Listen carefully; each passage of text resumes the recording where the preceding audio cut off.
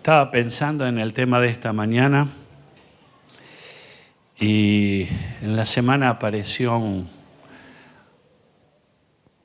texto bíblico, un párrafo bíblico que me impactó realmente. Y aquellos que estuvieron en el ESEC, en el encuentro de liderazgo de la iglesia, van a saber a qué me refiero. Estuvimos en el ESEC hablando de Isaías 54, ¿se acuerdan? Allí estuvimos meditando en esta palabra. Y hoy también vamos a estar en Isaías 54, pero no en los mismos versículos. El párrafo de hoy es versículo 10, o sea, Isaías 54, 10. Así que sacamos nuestras Biblias en la aplicación Biblia, nuestros celulares en la aplicación Biblia, o sacas tu Biblia, el libro, o si no trajiste ninguna de las dos, vas a ver entonces proyectado en la pantalla como en este momento lo estamos viendo. Y vamos a leerlo. A ver qué nos dice. Dice, pues las montañas podrán moverse y las colinas desaparecer. Pero aún así, mi fiel amor por ti permanecerá. Mi pacto de bendición nunca será roto, dice el Señor, que tiene misericordia de ti. Vamos a mirar juntos. Gracias, Claudio. Vamos a mirar juntos algunas cosas. Y a modo de introducción, primero nos vamos a zambullir en el título de la charla de esta mañana. Y el título de la charla es La esperanza de las ruinas. La esperanza de las ruinas. Y parece un contrasentido el título que hemos buscado porque es posible tener esperanza cuando uno está en ruinas, cuando la vida se te ha vuelto ruina, cuando el edificio se te ha caído, o dicho en un término criollo, cuando el rancho se te vino abajo. ¿Es posible tener esperanza? Y me inspiró muchísimo tratar de compartir esta palabra con ustedes, porque yo no sé ustedes, pero yo veo una cantidad increíble de gente a mi alrededor en ruinas. Y no estoy hablando de ruina económica, porque ahí estamos todos. Pero no me estoy refiriendo a ese tipo de ruina financiera o ruina económica. Hablo de la ruina de la vida. Vidas en ruinas. Hogares en ruinas. Y entonces, esta es la palabra para esta mañana. Yo no sé cómo estás vos. Yo no sé cómo te sentís en este tiempo. Pero si en alguna manera te podés identificar con algo que se está cayendo, con algo que se está derrumbando, con algo que se está viniendo abajo, entonces a lo mejor la palabra de esta mañana es para vos. Y la quiero compartir con vos. En esta iglesia, y yo no voy a nombrar a las personas, pero de pronto llegó un niño con leucemia. Su mamá en una desesperanza, un dolor total.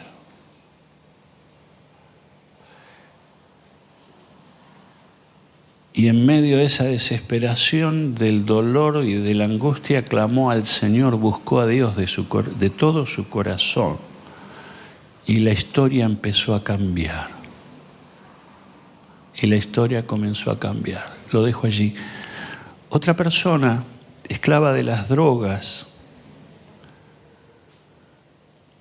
perdiendo casi todo por causa de las drogas. En el momento de la desesperación buscó a Dios. Y Dios extendió su mano y lo sacó de la ruina en la que se encontraba.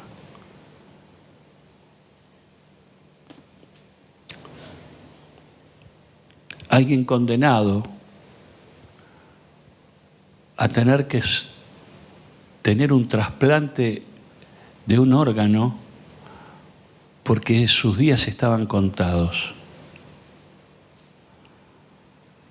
Y en medio de esa angustia, en medio de ese dolor, en medio de esas noticias que todos los días eran peores, interviene nuestro Dios.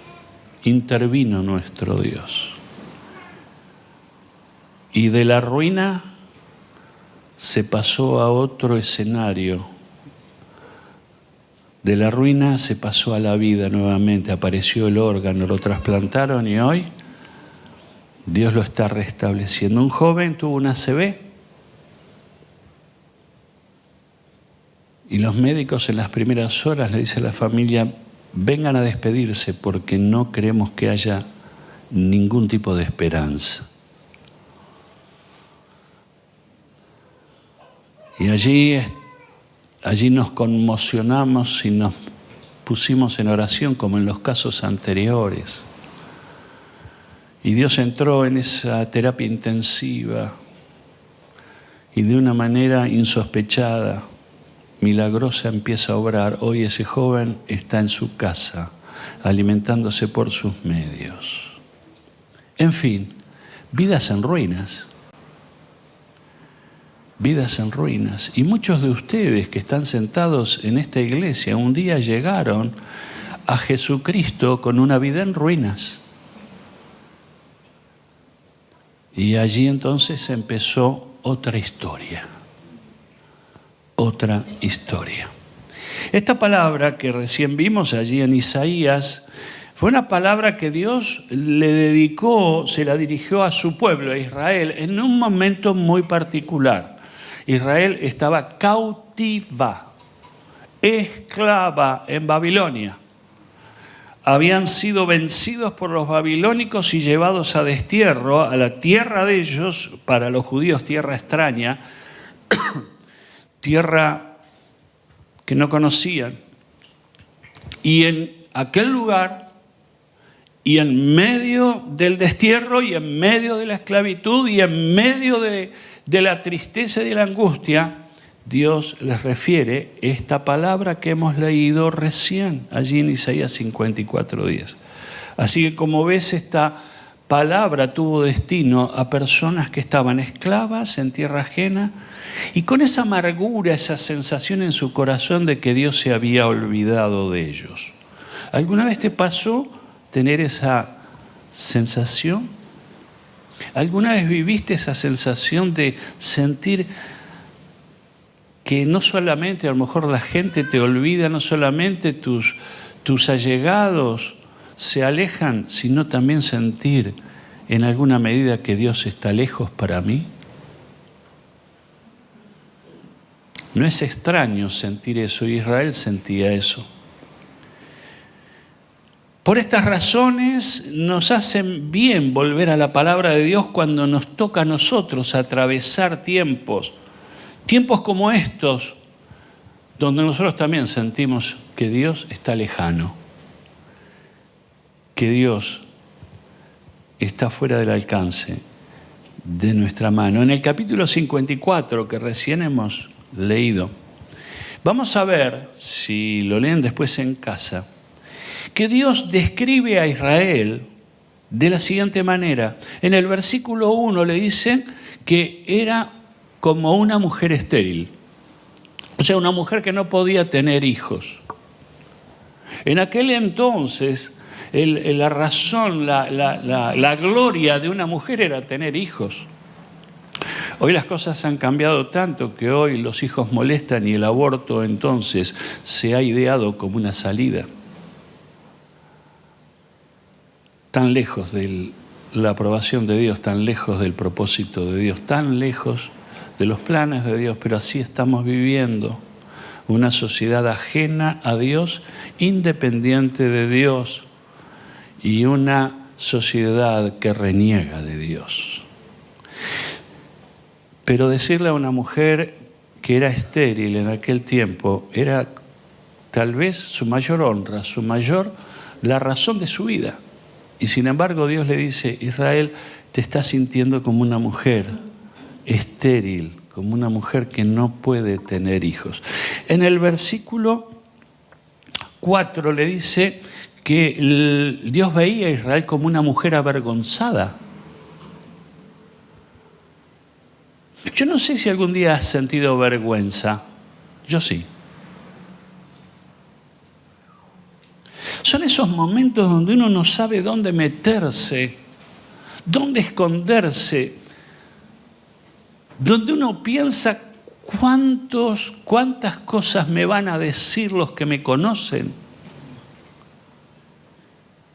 La vergüenza es un sentimiento, una sensación profunda que te hiere de adentro y te lastima de adentro.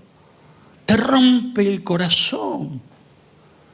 Y no sabes qué hacer para contrarrestarlo y para solucionarlo, porque la vergüenza siempre viene después de un error, después de un fracaso, después de una mala decisión.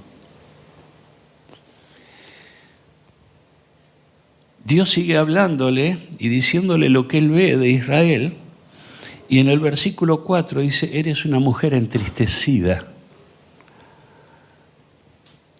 Dios la veía a Israel una mujer entristecida. Yo como nunca estoy viendo tanta gente en angustia, tanta gente en tristeza. Personas que viven en tristeza crónica. Que uno les pregunta cómo están y siempre están mal, están tristes, están agobiados. Y hasta podría decir que no sé si siguen teniendo ganas de vivir, porque la tristeza se les instaló en el corazón, se les plantó en el corazón. Y Dios veía así a Israel, como una mujer entristecida. En el versículo 6, Dios le dice a Israel que la veía como una mujer abandonada. Una mujer abandonada. ¿Has sentido el abandono? Yo sé que sí. Todos en alguna medida hemos sentido abandono. A veces abandono que comenzó desde muy chiquitos por parte de nuestros padres. Sentimos abandonados. Algunos de los que están aquí fueron entregados a crianza con un ser lejano, con un tío por allí. Abandono en la adolescencia, cuando tus padres se separaron de pronto y uno de los dos se aleja y entonces se sufre el abandono. Y luego cuando fuiste joven a lo mejor y anduviste allí noviando y te enamoraste de un hombre, de una mujer, que creías que era el sueño de tu vida, el amor de tu vida, y un día te enteraste de que vos no eras el único, la única.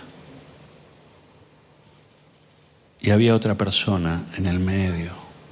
Y el abandono te rasgó el corazón, el abandono te rompió la vida. Así veía Dios a Israel. Y entonces repasando así, pero muy rápidamente, Dios la veía como una mujer estéril, como una mujer avergonzada, como una mujer entristecida y como una mujer abandonada. Dicho de otra manera, estaba en ruinas. Un pueblo en ruinas, una nación en ruinas. Y de pronto, en este párrafo que hemos leído, que vamos a volver a ponerlo en pantalla, de Isaías 54:10, con todo este contexto ahora quiero que lo volvamos a leer, porque te vas a encontrar que tiene un sentido más profundo. Dice, pues las montañas, le dice Dios a Israel, a la Israel que la había visto en esas 4 condiciones, nada aceptables, nada positivas. Sin embargo, Dios le dice, las montañas pueden moverse y las colinas desaparecer.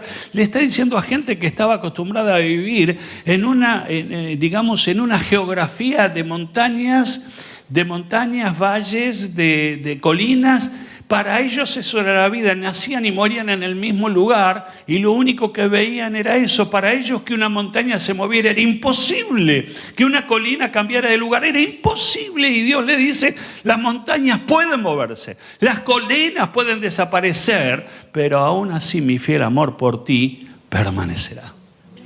Tremenda palabra.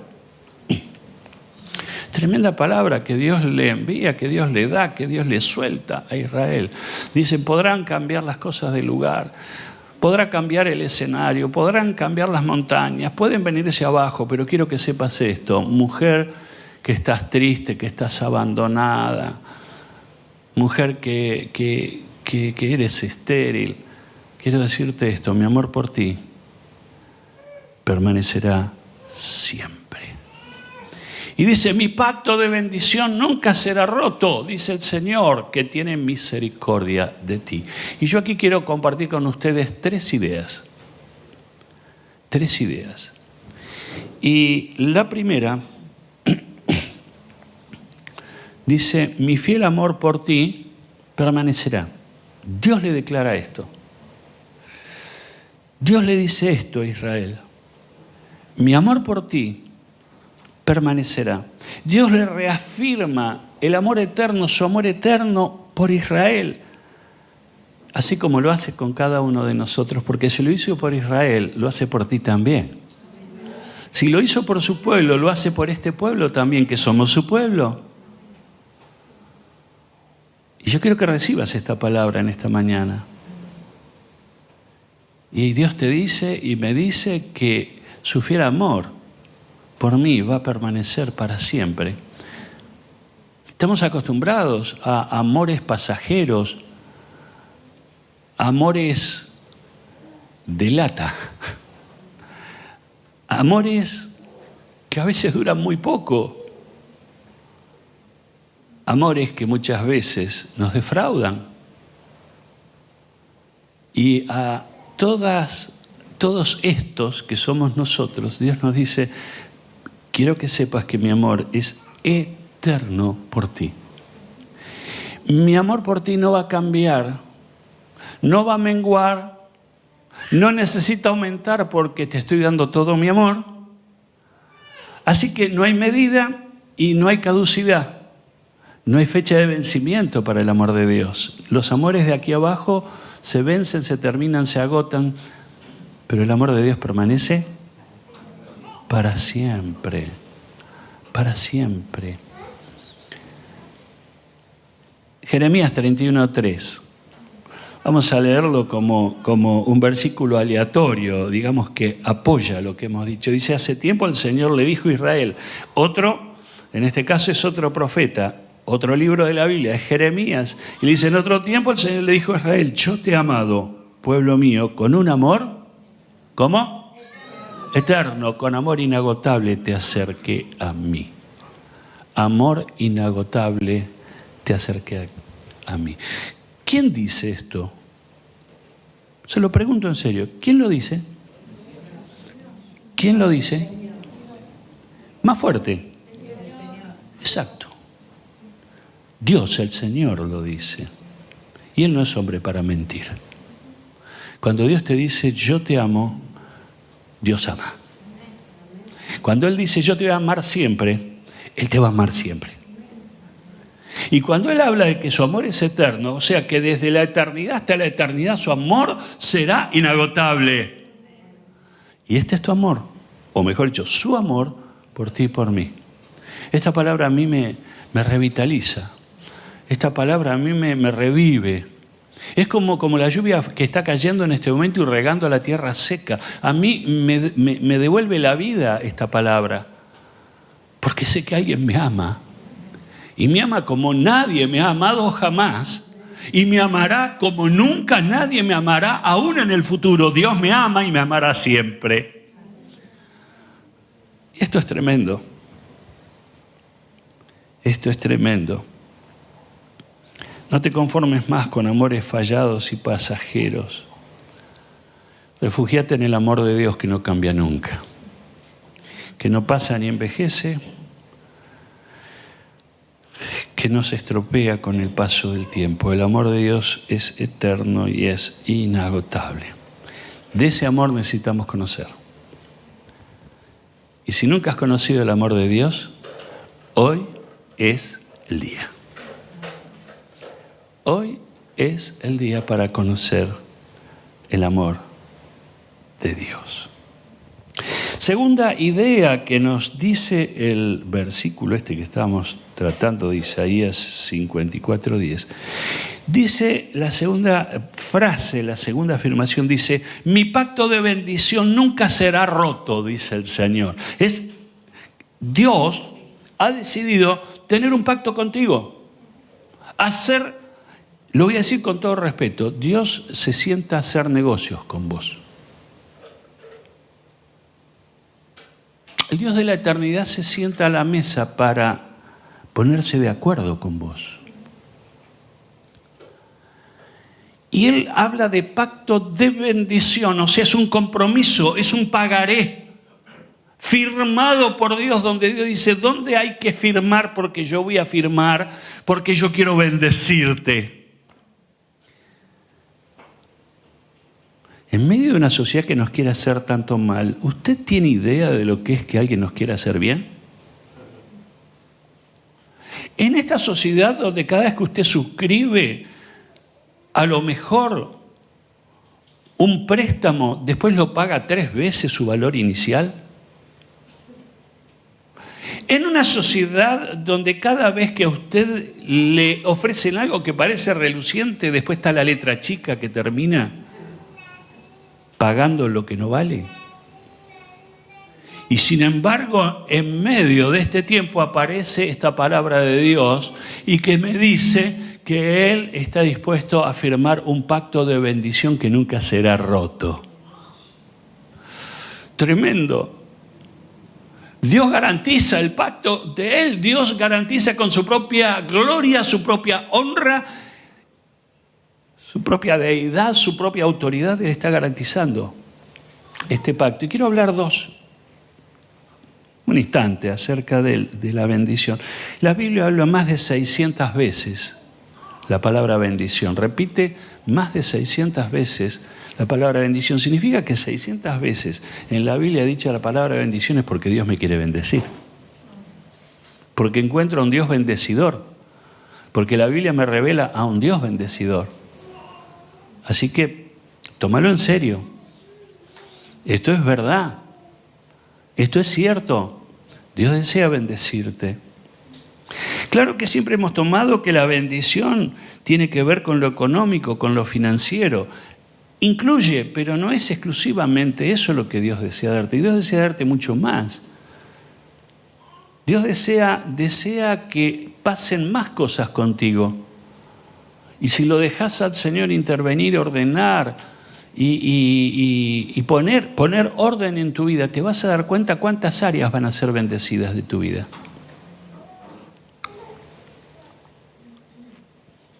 Ayer una persona se reunió con su nieto que hacía 10, 12 años que no lo pudo ver por un problema de familia. 10 a 12 años sin conocer al nieto, pero el Señor empezó a ordenar. El Señor empezó a poner orden en su familia y hoy, cada vez que le pregunto, ¿cómo estás? Siempre tiene algo para contar de una familia que está siendo recuperada, restaurada, transformada para la gloria de Dios. Dios desea bendecirte. Dios desea bendecirte, pero si no lo dejas, no lo va a hacer. Porque Dios es un caballero. Es un Señor. Si vos no querés. Ayer hubo una persona que nos pasó en Octubrillante, allí en la reserva de Lomas, que nuestros maestros de escuela dominical llevaron a los chicos para hacer todo un evento maravilloso, hermoso, con los chicos. Y de pronto una de las maestras sacó un cofre hecho en cartón y dice: este es un tesoro y vamos a ver lo que hay dentro del tesoro. Y empezó a sacar cosas y de pronto un papelito que decía Bueno, el tesoro era Jesús, y Jesús te da paz, Jesús te da amor y Jesús te da amistad. Eso es lo que iba enseñando. Una de las madres que estaba presente vino y se desencajó y dice: yo no quiero que le enseñen a mi hijo nada de estas cosas. Y la maestra, que en ese momento estaba en el manejo de la situación con mucha paz, le dice: tenés paz, no hay ningún problema. Me la llevo ya. Bueno, pero la nena, ¿saben lo que hizo a la nena? Esa nena dice, a la madre se enfrentó y le dijo: vos no me llevás, yo me quedo, yo quiero conocer a Jesús.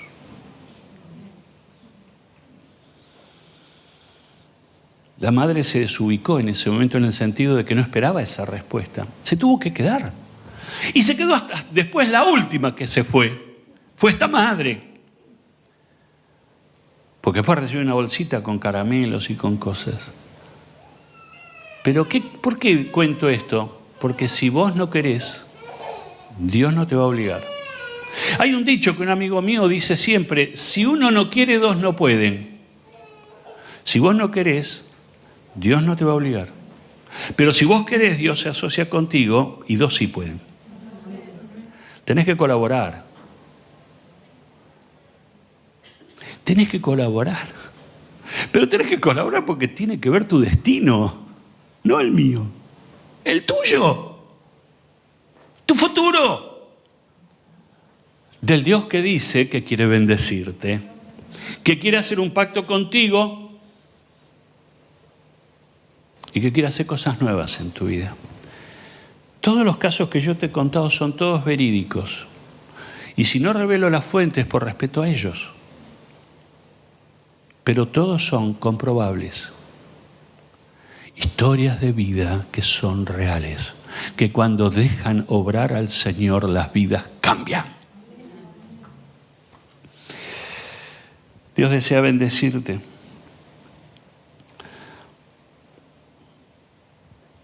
La palabra bendición significa favor de Dios. Dicho de otra manera, el favor de Dios derramándose en una vida, en tu vida. Y como dije, no solamente se remite a lo económico, a lo financiero. La bendición de la Biblia tiene que ver con tener propósito en la vida. Esta es el verdadero objetivo de Dios, devolverte el propósito en la vida. ¿Sabes lo que es tener propósito? Es levantarte todas las mañanas con muchas ganas de vivir porque sabes a dónde vas y lo que vas a hacer. Pero hoy hay un montón de gente que desea seguir en la cama y, si fuera posible, no levantarse más porque no soportan estar en conciencia un minuto. Porque cuando están en conciencia se dan cuenta de su ruina, de su vida en ruinas.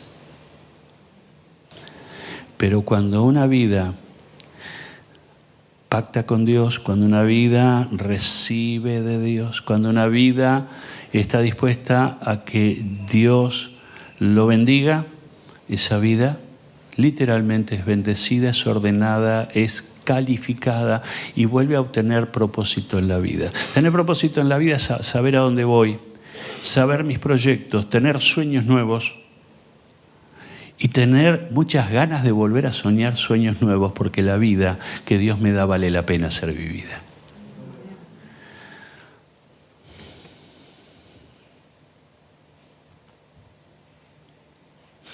Génesis 12:2.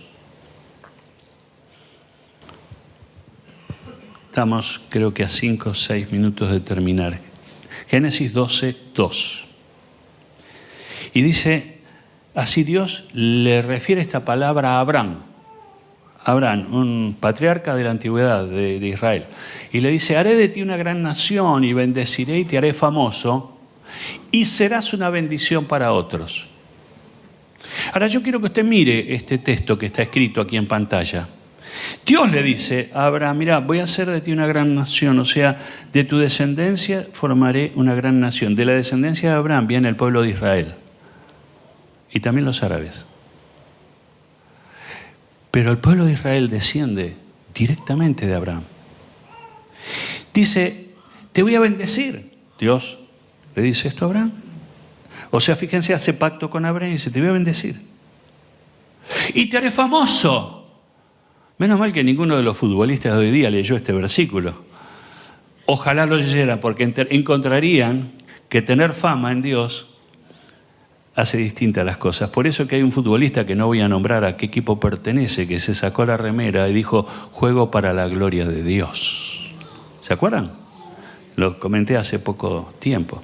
Le pedí a algunos hinchas de este club que me traigan una foto y ninguno cumplió. Parece que están un poquito dormidos. Pero bueno, el asunto es que ese futbolista lo único que hizo es en un estadio repleto de gente sacarse la remera de su club y en la otra remera que tenía debajo dice, yo juego para la gloria de Dios. Los compañeros lo miraron, seguramente extrañado, pero él no se avergonzó, porque este hombre entiende y sabe que él tiene propósito en la vida porque Jesucristo es su Señor. Entonces, la bien entendida fama viene de la mano de Dios. Si alguno de ustedes es pícaro, puede llegar a agarrarse de esa palabra.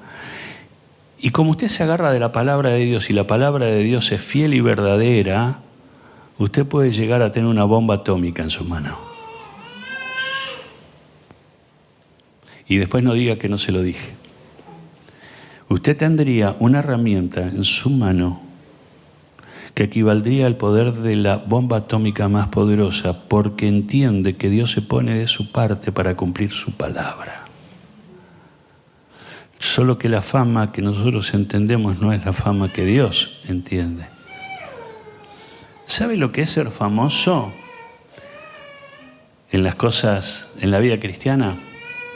Y ser famoso es llegar un día al final de nuestros días, mirar para atrás, ver a nuestros hijos, nietos y bisnietos que honran a Dios porque hemos sembrado la buena semilla. Y eso no tiene fama, a lo mejor acá abajo mucha, aunque sí porque usted deja herencia, una herencia no de peso, sino herencia en el espíritu, en lo espiritual. Pero ¿sabe dónde usted se vuelve famoso? Allá. En el reino de los cielos, usted es famoso cuando entiende esta verdad. Y su herencia pasa a ser una herencia matemática, a ser una herencia espiritual. Y usted, el día que parta, como yo el día que parta, mi mayor gloria será ver a mi descendencia siguiendo a Jesucristo. Esa es mi mayor gloria, mi mayor fama. Y dice el versículo que estábamos recién allí viendo, dice que te bendeciré y serás de bendición. Hace un rato hablaba con un hermano y le dije, che, vamos a dar una media vuelta de rosca más a lo que Dios está haciendo en tu vida en este tiempo. Y la media rosca de vuelta es esta. Dice Dios, te bendeciré, pero no para que te lo morfes solito. No para vos solito. No para que vayas a tu casa y digas, qué lindo, qué bueno, qué maravilloso, Dios me bendice, Dios me bendice, Dios me bendice. No, Dios te bendice, pero para que seas no lo escucho, si fuiste ganado, si fuiste sellado por el Señor, si Dios establece pacto contigo, es para que seas de bendición a los demás. ¿Estás dispuesto? Hay parientes tuyos que no conocen a Jesucristo y necesitan que le hables de Él. Hay vecinos tuyos que no saben de Jesucristo y la están pasando mal, háblales de Jesucristo. Tráelos el domingo que viene aquí. ¿Por qué? Porque Dios te va a bendecir, pero para que seas de bendición. Nunca la bendición de Dios es para que me dé vuelta sobre mi propio ombligo, sino es para que mire hacia afuera, bendiga, extienda, siembre, haga bien a los demás. ¿Amén? ¿Lo entendimos? Bien, seguimos y ya estamos en el último. Y el versículo que hemos leído, que nos sirvió de base, termina diciendo, Dios que tiene misericordia de ti. No, ahora vamos a Isaías 54:10. Y al final de todo, mira lo que dice. Dice el Señor que tiene misericordia de ti. Dios tiene misericordia. La palabra misericordia es una palabra de origen latino y tiene dos partículas, dos partes. Miseri y cordia. Miseria es miseria y cordia es corazón. Significa que la palabra misericordia, dada vuelta, ordenada para entenderla bien, es poner el corazón junto a la miseria. Es que es lo que Dios hizo con nosotros. Él puso su corazón junto a mi miseria. La miseria que había en mi vida, la miseria de haber andado en mis caminos, la miseria de haber hecho lo que a mí me parece, pero no lo que Dios dice, la miseria de haber malogrado oportunidades de mi vida, de haber tomado malas decisiones. Mi vida estaba en miseria, pero Dios puso su corazón contra la miseria, al lado de la miseria. Significa que Dios te ama y te amará y te amó, aun cuando eras miserable. Así que nunca pudiste evitar que Dios te amara. No hubo ninguno de tus pecados famosos que pudieran haber ahuyentado a Dios de amarte. Dios te amó siempre y te amará siempre, porque esa es la razón de su vida. Misericordia significa que Él está al lado tuyo a pesar de tus graves errores. Él pone su corazón contra el tuyo. Y esto a mí me llenó de emoción. Que de pronto alguien pague un mango por mí. Alguien que haga algo por mí. Porque yo sé quién soy. Pues yo puedo engañar a los demás, yo puedo de pronto venderme como que soy un gran tipo y sin embargo yo sé lo que yo soy. Y en mi corazón muchas veces hay miseria. Cada vez que levanto los ojos al cielo, veo un Dios que viene y se pone al lado mío y me dice, yo te amé, te amo y te amaré siempre. Y eso a mí me llena de alegría, de gozo y de satisfacción. Porque me siento un hijo que no soy juzgado por mis malas actitudes, aunque tengo toda la oportunidad para arrepentirme. Dios espera que me arrepiente y que cambie de actitud. El arrepentimiento y la confesión tienen que ser una práctica de todos los días en todos nosotros.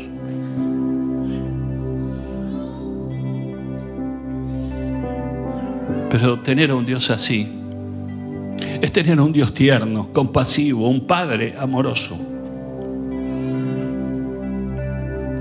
Y un Padre que dio todo para que yo tenga la oportunidad de vivir bien, de vivir con dignidad. Dios quiere devolvernos la dignidad de vivir conforme al corazón de Dios. Efesios, capítulo 2, versículos 4 y 5 dice, pero Dios es tan rico en misericordia y nos amó tanto, siguiente, que a pesar de que estábamos muertos por causa de nuestros pecados, nos dio vida cuando levantó a Cristo de los muertos. Es solo por la gracia de Dios que ustedes han sido salvados. Otra vez, y esto en el Nuevo Testamento, el apóstol Pablo dice y declara esta verdad: hemos sido salvos por la gracia de Dios. Su amor eterno se manifiesta en Jesucristo, su Hijo, que dio su vida por todos nosotros. Y entonces, ¿cuál es el remedio para mis fracasos? Estos tres, que se sintetizan, son las tres palabras claves de Isaías 54. Es amor, bendición y misericordia.